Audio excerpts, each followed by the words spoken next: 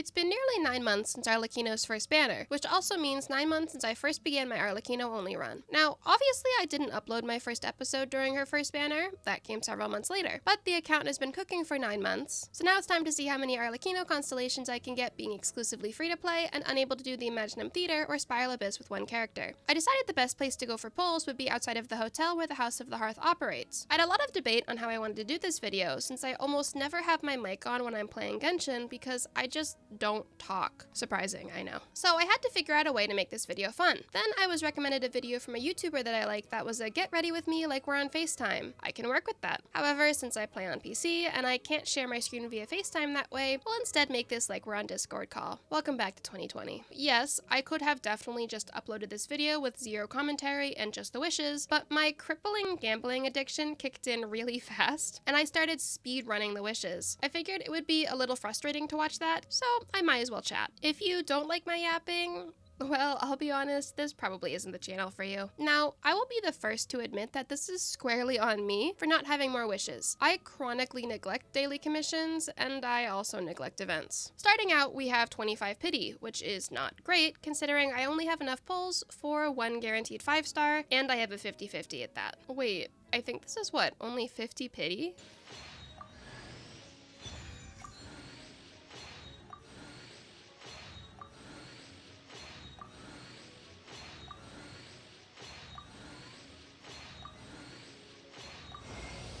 That's crazy. Alright, good start. My next video is going to be Arlecchino only in Sumeru, a video that was honestly neglected to farm for this video. After she's done with Fontaine, I'm probably going to try and get her leveled up so I can farm for artifacts since I have over 60 condensed resin at my disposal. I know channels who do similar content as mine have been including the Natlan Archon quest, but I will not be doing that yet. Since I do episodes instead of speedruns or single video challenges, I have more freedom in waiting on Genshin to release new Archon quest chapters. As such, I'd rather wait on Natlan with all of my challenges until the Dainsleif quest comes out. You know, I can't even be mad about losing the 50-50 here because it was within 30 wishes. For future one-episode challenges, I'll probably do Natlan without the Dainsleif quest, but just keep that section short. I don't know, to be honest. I haven't finished Fontaine on any of my accounts, and I haven't even finished Natlan on my main account. After the Arlecchino only video, I will be uploading a new challenge. I know, but hear me out. It's going to be a sort of speed run, and the episodes will be Mondstadt through Inazuma, so a bit more summarized. Who's it going to be? Our new Animo Standard Banner 5-star, Mizuki. I know I haven't really done Standard Banner characters up until this point, but as soon as I saw her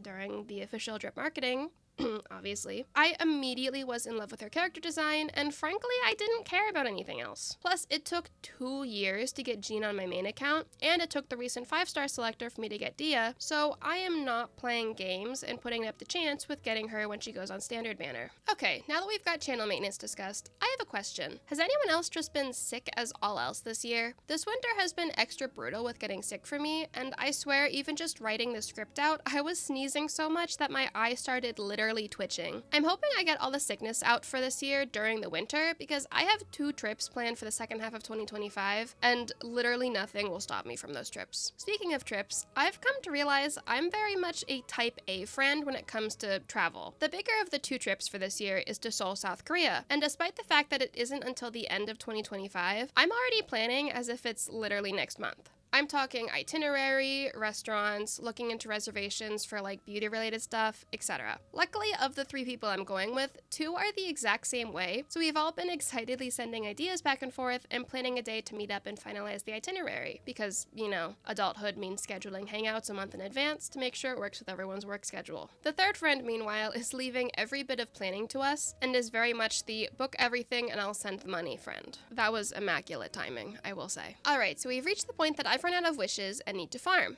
Luckily, this was filmed towards the beginning of her banner, so I still have plenty of time to farm. That said, as to not lead everyone on, this doesn't end well for me. However, if you want to watch Hoyoverse humble me and listen to me yap about everything and nothing, you are absolutely welcome to stick around.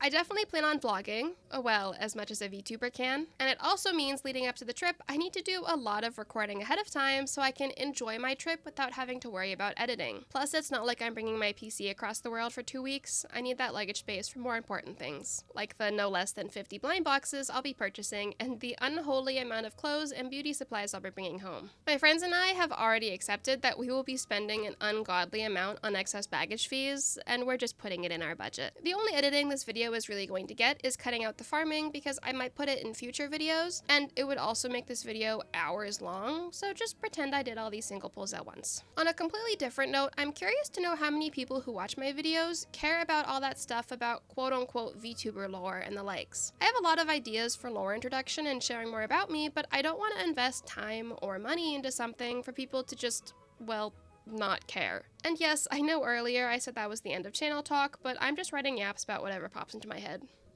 If it wasn't already very clear, I'm someone who can go off on completely irrelevant tangents during conversations. Growing up, I was known to everyone as a yapper, but during my preteen years, I was heavily shut down by teachers and peers by being told no one wanted to hear my tangents and spent years trying to break out of my shell again. At home, I was Yapatron 5000, but as soon as I was in a public setting, my brain assumed silence was expected of me. That's why towards the beginning, I found myself making sure you guys tolerated my yapping, but lately I've reached a point that I'm just accepting I am the friend that will yap your ear off. Have a terrible day? I have at least 12 stories I can share to distract you. I watched YouTubers as an outlet for a very long time growing up, so think of this as now me wanting to turn into that place for others to go. We live in a very complicated time, so if I can be a distraction for some people or a way to brighten days and entertain someone, then that's really what makes me happy and feel fulfilled with this channel. Wow, that got a little serious.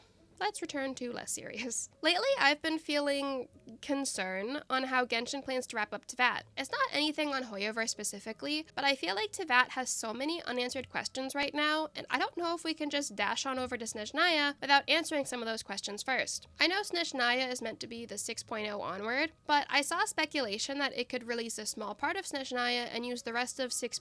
Whatever patches to wrap up loose ends. I wouldn't mind that, to be honest, because our entire journey has become figuring out what the Fatui and the Tsaritsa are doing with the Gnosis and the plans for the battle against Celestia. I can't imagine learning all that and then, wow, that's great. Well, let me go back to Mondstadt to see the Dandelion Sea or something, you know? Maybe I'm just stressed because the last 3 series I was heavily into were Attack on Titan, Tokyo Revengers, and Jujutsu Kaisen, which collectively competed for endings that made me opt to pretend they just never happened. At this point, I fear I can't trust anyone's writing decisions anymore, which might be influencing my anxiety towards Genshin. Then again, I kind of can't comprehend Genshin just up and ending after Snezhnaya and Conria, so I guess it's just a matter of waiting it out. I'm still a little shocked by how close Snezhnaya is, to be honest. I remember back when Inazuma was about to release, being like, oh my god, Snezhnaya is so far away. Will I even be still playing Genshin in that time? Which is hilarious in hindsight now that I play Genshin as a content creator. Something I definitely didn't think I'd be doing. At this point in the recording, I can't express how tired I was. I was constantly checking my pity, seeing that I was nearly at hard pity, and realizing that if Genshin assigns a certain amount of luck per account, I fear my luck finally ran out. Finally, after all that, we get our 5-star. I am Chi-Chi.